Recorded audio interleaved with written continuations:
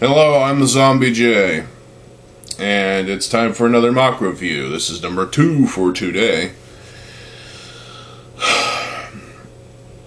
This is a weird one because he is taller than a normal Toa,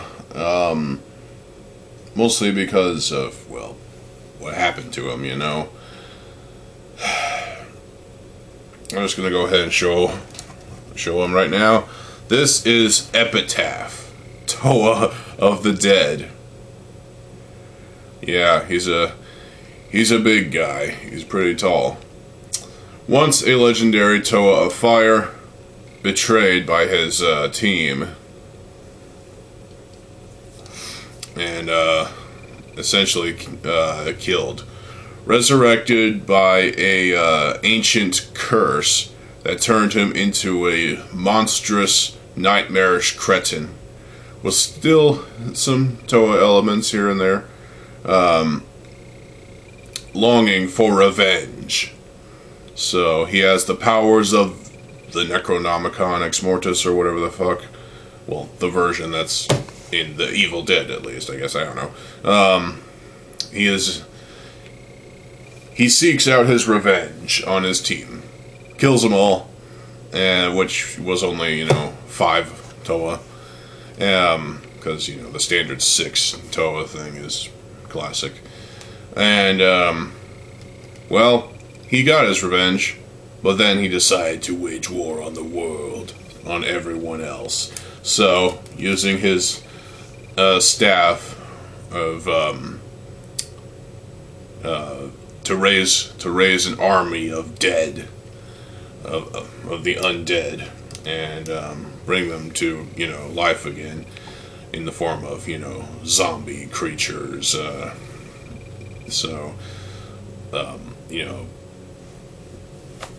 Matoran and Toa that were alive at one point, now dead for so long, and now with decaying parts and rust and whatnot, and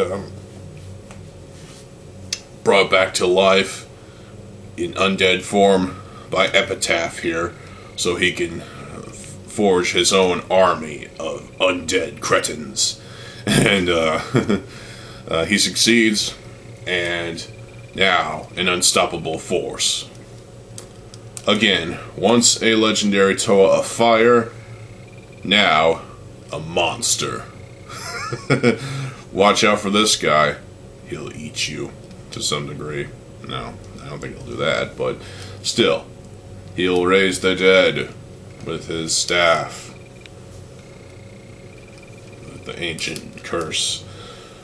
So, with the story out of the way, let's talk about Epitaph. Let's talk about the weapons, first of all. This is a massive fucking, slightly rattly head of the staff. It's weird. The reason why I didn't make this, the Anika thing, outward is because, well, this looks cooler, I think. With the 2 axle holes in these shaft pieces going X, so it's like, dead. There's a lot of spikes here and there, a lot of interesting designs, little silver barbs there, a little cut up Vaki tool, which he can impale someone with. Tube over here, he has, well, this.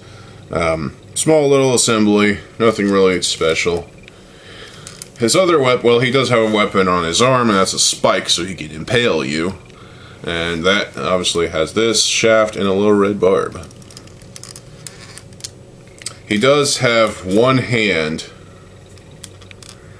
that is, he does have a fist, but he does have one hand that is a killing device. Yeah, and of course I used this little, that piece just for, aesthetic choice.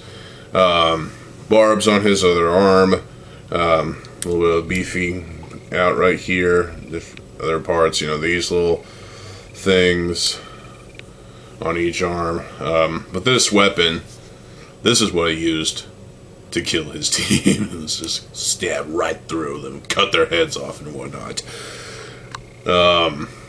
This is a modified Vaki tool, obviously, with a little red thing, and obviously there's a modified one of those tri pieces. I don't know what else to call those. One of those because, you know, it works. And of course a modified Lewa blade, which gives us this pleasing knife bayonet type of look. It is kind of rough and cut up, but hey, I used to do that a lot, and probably still do it to some extent.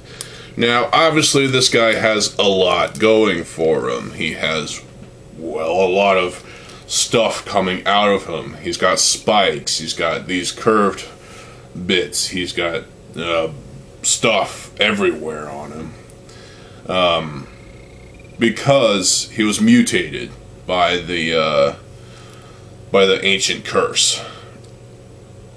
And because he, you know, came in contact with the curse,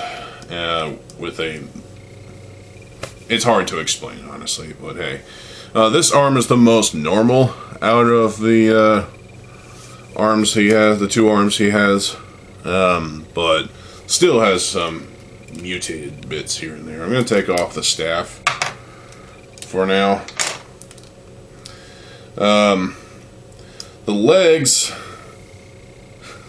this is an interesting one. So I had a different design, more of a chicken leg design for the legs, and then I was going to use the Paraka feet as claw feet as feet, but then I changed my mind. I wanted to make him more Toa-like, to make him look somewhat more like a Toa than a freaking creature of that.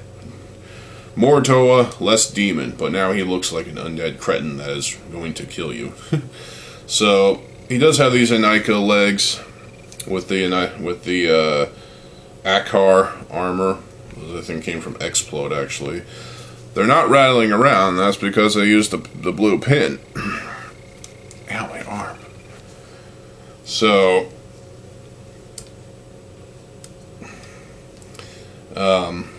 he does have these little barbs from Umarak, these little spiky barbs.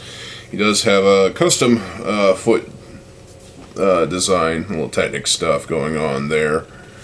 To, you know, keep the axles, or not axles, well, the axles of the feet dislodging from the sockets. Anika feet, because why not? The middle of the legs is just a simple CCBS build, and that. And, you know, he's got these Baraki eyes, has little polyps, I guess, on the back of his legs. And more barbs and whatnot, because why not? The crotch, obviously, his junk has been decayed and rot away because of the ancient curse and whatnot, and, you know, it was manipulating his body and whatnot. So, he does have crotch armor in that. Another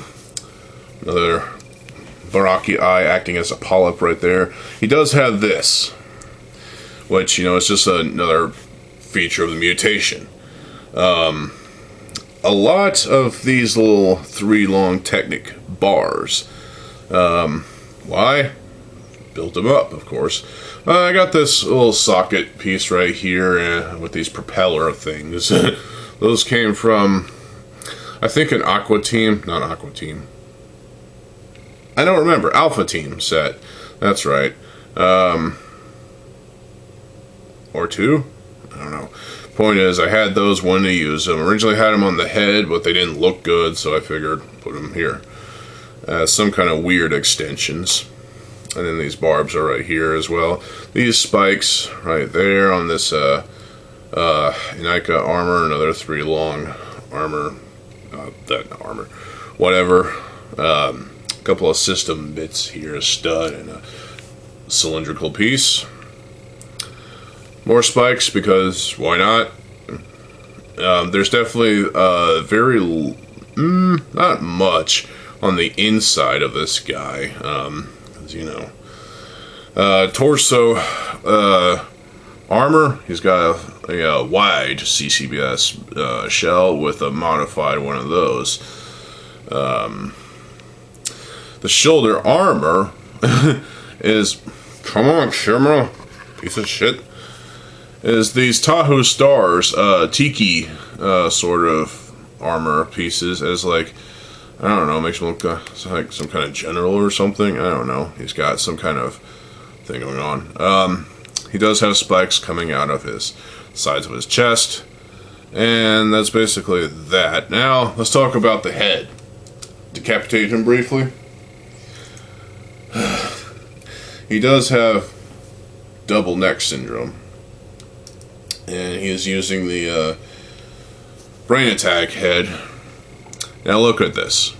Does this not look like a mess? Yes, he's using the a modified Maxilos mask, but it's all cut up and sharpy. It kind of gives it the whole decayed and look.